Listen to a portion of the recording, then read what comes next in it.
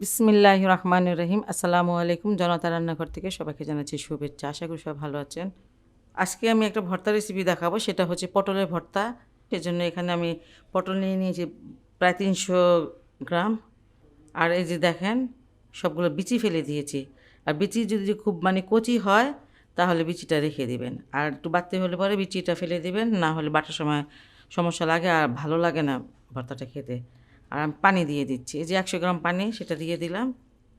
আর কিছু দিব না, আর এটা ঢেকে অল্প আছে এটা সিদ্ধ করতে দিয়ে দিব।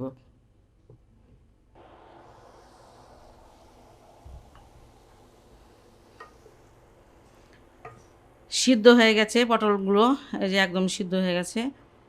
আর এটা পানিটা একদম শুকিয়ে নেবেন, আর না যদি শুকান তাও হয়, কিন্তু শুকিয়ে নিলেই ভালো হয়। যাই হোক, এখন এটাকে আমি ব্লেন্ড করে নিব ঠান্ডা করে। আর আপনারা পাটা পুতায়ও বেটে নিতে পারেন। ভর্তাটা বানাতে আমি চলে আসলাম, এখানে একটু প্যান দিয়েছি, আর এখন দিয়ে দিব কিছুটা সরিষার তেল।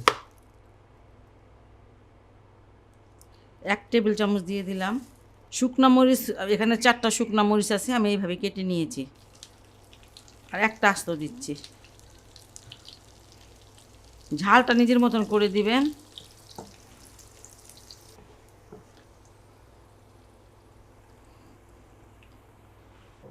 মরিচটা ভাজা আমার হয়ে গেছে, আর এখন আমি এখানে একটা রসুনকে এভাবে মাঝখান থেকে একটা ফালি দিয়ে নিয়েছি, কয়েকটা কোয়া দিয়ে দিলাম।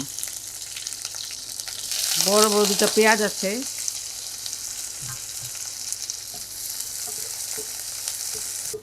পেঁয়াজটাকে এইভাবে ভেজে নিব, খুব একটা ভাজা লাগবে না। আর এখানে আমি একটুখানি সরিষা বাটা দিয়ে দিচ্ছি, আধা চামচ হবে, একটু সরিষা বাটা দিয়ে দিলাম। সরিষা বাটা যদি দেন এটা টেস্টটা অনেক ভালো আসে। না থাকলে দিবেন না, আর থাকলে একটু দেওয়ার চেষ্টা করবেন। না দিলেও খেতে ভালোই লাগে, সরিষা দিলে আর কি অন্যরকম একটা ফ্লেভার। সরিষাটাকে একটু আমি ভেজে নিচ্ছি।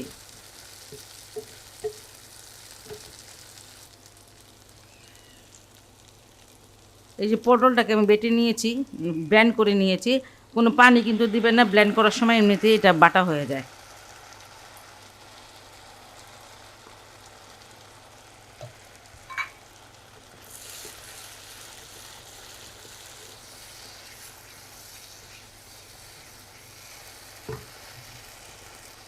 এখানে আমি স্বাদ মতন লবণ দিয়ে দিলাম।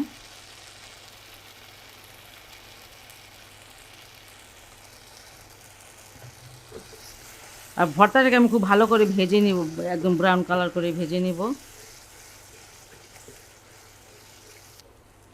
ভর্তাটাকে আমি খুব সুন্দর করে ভেজে নিয়েছি, দেখেন আপনারা দেখলে বুঝতে পারবেন আঠালো একটা ভর্তা হয়েছে।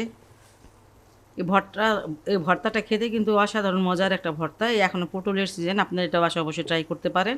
আর সরিষাটা যদি নাই থাকে তাহলে একটুখানি ধনিয়া পাতা দিয়ে নিতে পারেন, সেটা ফ্লেভার অন্যরকম আসে, তাও অনেক ভালো লাগে। যাই হোক, ভর্তাটা আমার হয়ে গেছে।